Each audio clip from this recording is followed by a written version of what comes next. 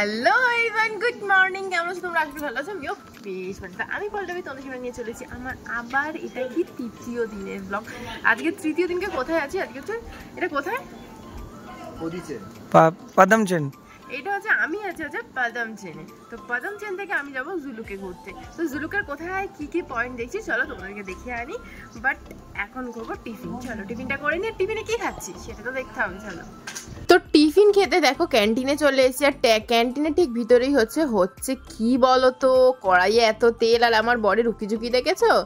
আর দেখেই তো ফেললে যেটা কি হয়েছে। আর সাইজ দেখেছো, রুটি না পুরি বোঝাই যাচ্ছে না। তো বোঝা যাচ্ছে যেহেতু ফোলা ফোলা লাগছে, ফুলকো ফুলকো। আর এটা ছিল কিসের যেন, আটার পুরি। এই যে আমি একটা বাইট দিয়েছি, তারপরে আমার রিয়াকশানটা দেখো, মুখের পুরো ভোল বদলে গেছিলো আমার। মানে এতটাই জঘন্য খেতে, এখানের খাওয়া দাওয়া এতটাই বাজে খেতে। তো চলো নেমে পড়ি। খালি মনে হচ্ছিল কখন যে বাড়ি যাব আর একটু ভালো মন্দ খাবো গো। আর তারপরেই দেখো বেরিয়ে পড়লাম হচ্ছে জুলুকের উদ্দেশ্যে। ভিউ দেখেছো? মারাত্মক মারাত্মক ভিউ দেখি আজকে তোমাদেরকে নিয়ে যাব জুলুকে। এইবার জুলুকের পয়েন্টগুলোর মধ্যে প্রথম পয়েন্টে তো এসেই গেছি, এই যে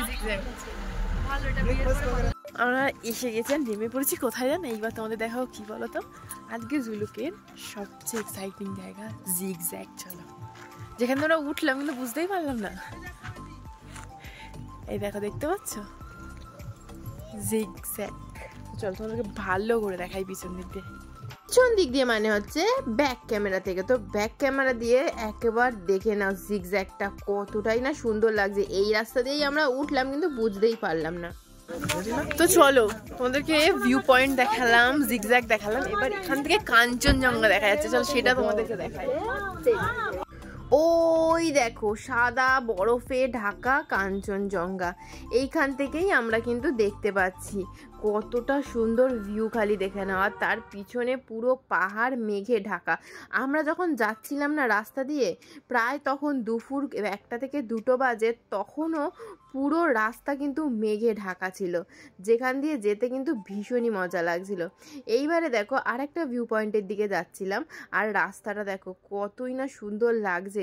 এইগুলো যখন আমি ভিডিও নিচ্ছিলাম না, ভাবছিলাম তোমাদের দেখে কিন্তু ভীষণ ভালো লাগবে। আচ্ছা কি বলো তো, ভালো কি লাগছে তাড়াতাড়ি কমেন্টে জানাও তো। এখন দেখো পৌঁছে গেছি আরও একটা ভিউ পয়েন্টে। তো আমার নিজের মুখেই শুনে নাও এই পয়েন্টের নাম কি। চলো আমরা নাথাং ভ্যালি চলে এসেছি। তো এটা হলো নাথাং ভ্যালি ভিউ পয়েন্ট। এইবারে এই জায়গাটার নাম কেন যে নাথাং ভ্যালি রাখা হয়েছে সেটা কিন্তু আমি জানি না। এবার তোমরা যদি কেউ জেনে থাকো আমাকে কিন্তু কমেন্ট করে ঝপ করে জানাতে পারো, কারণ আমারও তো জানার ইচ্ছা করে, বলো তো। তারপরে দেখো এই যে তোমাদের বলেছিলাম না রাস্তা পুরো মেঘে ঢাকা, দেখতে পাচ্ছ? তখন প্রায় বিকেল হতে চলেছে। তাও এবারে হচ্ছে এলিফ্যান্ট লেক, যাকে আরেক নাম কিন্তু পুপুপ লেক। চলো এই যে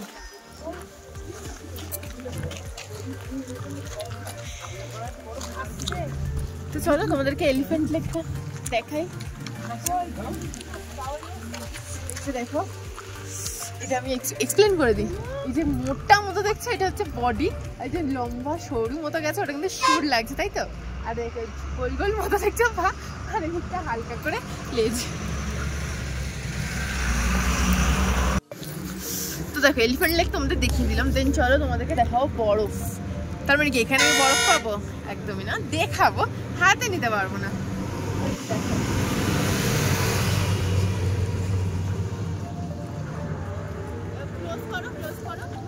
কি দেখতে পাচ্ছ? দাঁড়াও আরো ক্লোজ করে দেখাই তোমাদেরকে। পুরো বরফে ঢাকা পাহাড়, সেই ওই দূরে, জানো তো ওইখানে গেলে আমরা প্রায় নেপালে পৌঁছে যাব, নেপালের বর্ডারে।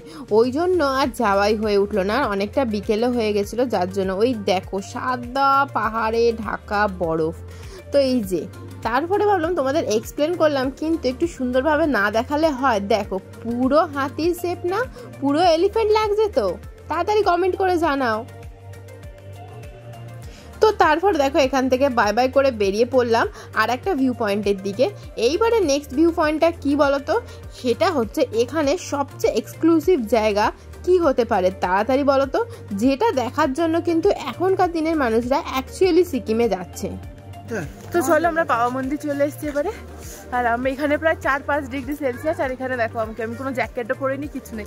আমি কিন্তু এই একটা জামাই পরেছি। ভেতরে কিছু পরিস না, ভেতরে কিছু নেই। ঠান্ডা লাগছে না? না, ঠান্ডা আমার লাগে না। হঠাৎ আমি কেন বীর পালোয়ান হয়ে উঠলাম বুঝতে পারলাম না। আমি যেখানে যাই ভীষণ শীত কাতুরে, জানো তো। কিন্তু এই জায়গায় গিয়ে আমি একটা সোয়েটার পরিনি, আমি নিজেই নিজেকে বিলিভ করতে পারছিলাম না। তো দেখো এখানে ছিল হচ্ছে শোরুম, আর পাশ থেকেই চলে গেছে হচ্ছে বাবা মন্দিরের যে আমাদের সিঁড়ি। তো চলো বাবা মন্দিরে ঢোকা যাক।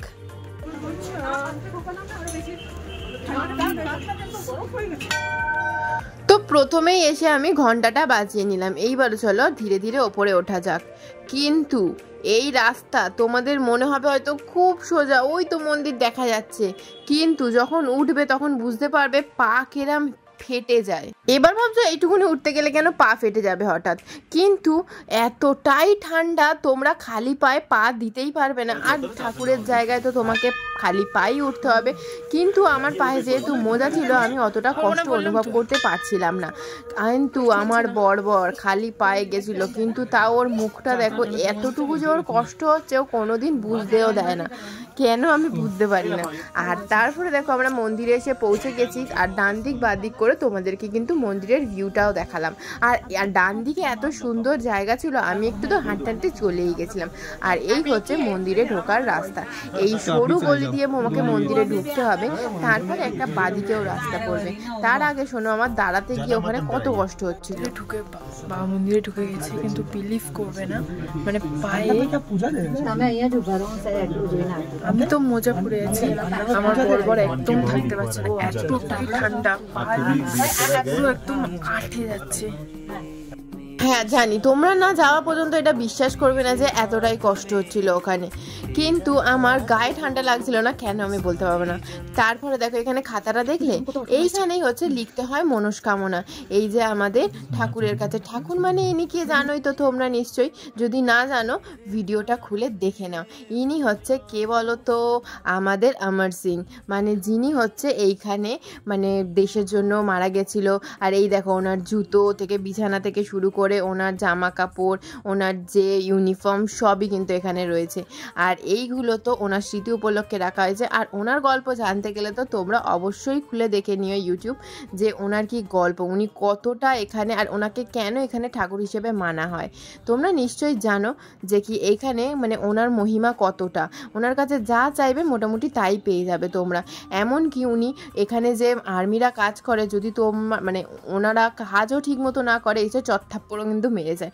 সেরকমই তুমি যদি অন্যায় করো আর ওনার কাছে কিছু চাও, আর সেটা যদি অন্যায় চাও, তাহলেও কিন্তু তোমরা চত্থাপ্পড় খেতে পারো। তাই জন্য ভেবে চিনতে, হ্যাঁ, কারণ উনি একটা আর্মি ছিল, কিন্তু সেই আর্মি যখন ভগবানে পরিণত হয়েছে, তার মানে বুঝতেই পারছো যে কতটা ডিসিপ্লিন আছে ওনার মধ্যে। আর তোমাকেও ওনার কাছে যেতে গেলে বা ওনার কাছে কিছু চাইতে গেলে কতটা ডিসিপ্লিনভাবে চাইতে হবে। তো চলো, ওনার কাছে আমি মনস্কামনাও লিখলাম, আমার বড়ও লিখলো, আর অনেক কিছু চাইলাম।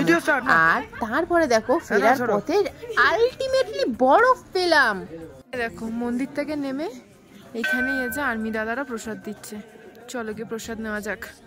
ভাবতে পারবে না, ঠিক নামার পথে সিঁড়ির পাশে কিছুটা বরফ পড়েছিল, সেই নিয়ে আমি আর আমার শাশুড়ি মা খেলতে লেগে গেলাম। ভিডিও বানাতে বারণ করছিল। প্রসাদ তো চলো, আমাদের বাবা মন্দির দেখা শেষ। চলো সব দেখা হয়ে গেল। আজকের মতো ব্লগ এখানেই শেষ বলতে কি, মানে আজকের ঘোরাটা কিন্তু পুরোটাই শেষ। তো চলো দেখি তোমাদেরকে রুমে নিয়ে গিয়ে আর কিছু দেখাতে পারি না, কারণ আবার যে নতুন একটা রুমে উঠবো।